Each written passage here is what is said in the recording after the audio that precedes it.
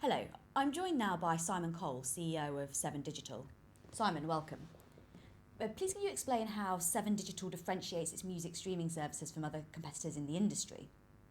I think when you say other competitors, I need to start by defining those, because the people I would call my competitors, Omniphone, probably you never heard of. You're thinking of our competitors as being Spotify, Apple, Deezer. They're not our competitors. We're not in the business of providing $9.99 music services to consumers. We're in the business of providing the back-end technology and the catalogue to people who might want to offer music services as alternatives to Spotify, Apple, Deezer, those people. And moreover, we don't expect our customers to look much like Spotify, Apple, Deezer. The problem with the digital music market at the moment is that people are categorizing it based on those companies. The current digital music market represents a tiny fraction of what the digital market will be. Let me give you an example from this week's figures from Apple. They've been bragging about the fact they have 10 million subscribers to Apple Music. Spotify will say, well, we've got 50, 60 million subscribers to Spotify.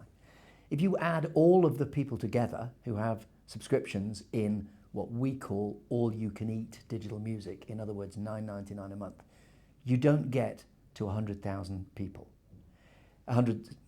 You don't get to 100 million people.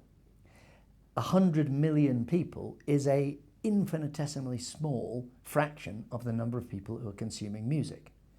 What we're interested in, and what our customers are interested in, is the 4.5 billion who listen to music every day, who are currently doing it with a CD, listening to the radio, or by some other means. The customers that we have are building music services for those people. Those music services won't necessarily be, in fact won't mostly be, $9.99 a month music services. There'll be services like the electric jukebox, which launches in a few weeks' time and which we're powering, where you pay a one-off fee, you get a piece of hardware that plugs into your TV, and magically your TV gives you all the music you could want in your home. There'll be other hardware manufacturers, and I could list many who are our customers, who are bundling music services with their offering. What they need is a company to provide them with the music service on a white label basis, and that's what we do. So our 40-something customers are using our platform and our catalogue to build music services which they're then offering to their consumers. That's the business 7digital is in, and that business is going to grow at the speed that what we call the passive massive adopt digital. So the 92% of people who listen to music at home who don't do it digitally will do digital listening over the next few years through a whole range of different devices, their TV, their connected speaker, their mobile phone.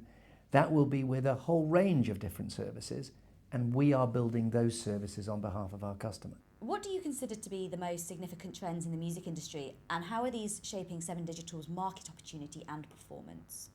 I think the interesting thing is about the most significant trends in the industry is that they're really mostly about to happen. And in fact, the next 12 months, 18 months is going to see a transformation in what we call digital music. What you've had up until this point is a market dominated essentially by early adopters, the people who subscribe to Spotify, Apple, the mainstream all-you-can-eat music services, as we call them, are early adopters both technically and from the point of view of their consumption of music. Anybody that pays £120 a year to access every piece of music in the world has got to be very enthusiastic about music, but reasonably well off, and if you've looked at the way those apps work, reasonably technically able. The digital music market that is of interest is, for example, the 92% of people who listen to music at home and don't do it digitally at all. They're listening to the radio, CDs, maybe even the odd compact cassette, dare I say it. That market, the mainstream music consumption market, is going digital. That market will go digital in a very, very different way.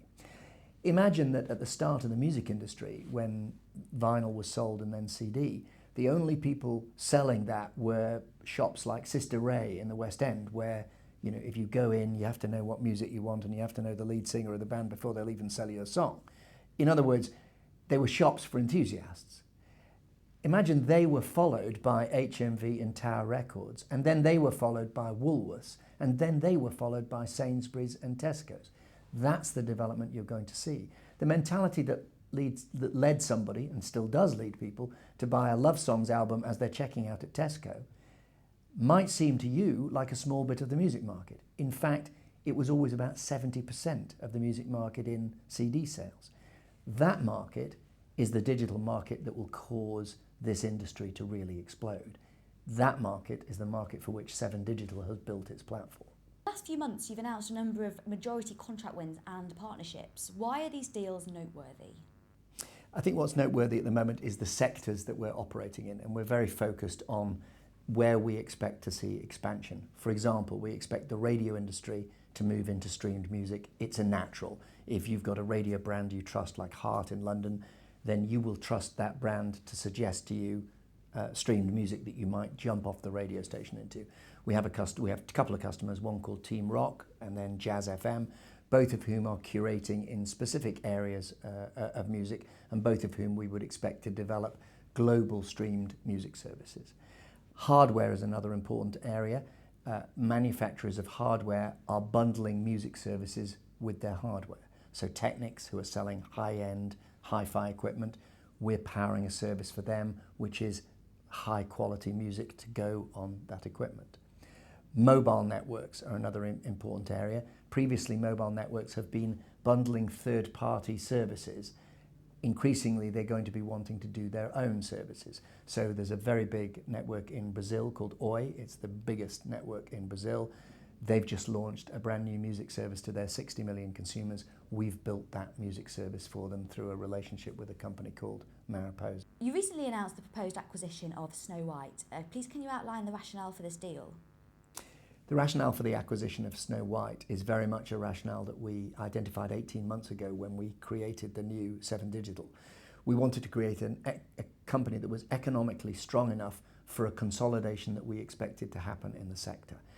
That's because in the digital music supply industry around the world, in the business-to-business supply industry, there are a number of companies who are restricted to single markets. 7digital operates on a global platform. We're in 48 countries with licensed catalogue and customers. Snowite is a French company operating in France and French-speaking territories. It hasn't moved out of those territories, therefore it hasn't been able to gain the critical mass that we have. On the other hand, it does exactly the same as we do. So it's a classic consolidation move because the platforms that we operate on, the technology platforms and the catalogue that we deal with, are essentially the same. We can combine the two platforms, save a great deal of cost, add Snowite's customers to our customers, and we don't service many companies in France, so this will take us to a market-leading position in France immediately. And finally, why should equity investors consider investing in 7digital at the moment? I can give you a really quick answer to that question as a soundbite because it's cheap, but actually that's the true answer. Our value at the moment represents nothing like the value that we expect the company to have in years to come. And to be honest, that's fair enough because we are in a brand new market and we are explaining to people how that market is developing. 7digital is going to power the digital music services of the future. If you accept the fact that the digital music services of the future are going to be others than the leading consumer brands, then there are very few companies in the world who will provide the technology and the catalogue for those new services. That's what we do. We are the company that is going to grow the digital music market outside people who pay $9.99 a month, £120 a year. Our customers will be people who want to bundle services with their hardware, their mobiles, radio stations who want to get into digital music, etc., etc. We believe that is going to be by far the largest part of the music market. We've estimated that within the next 3 years, that market is at least $250 million market. We operate in that market with, at the most, 2 or 3 competitors globally. So you can do the maths.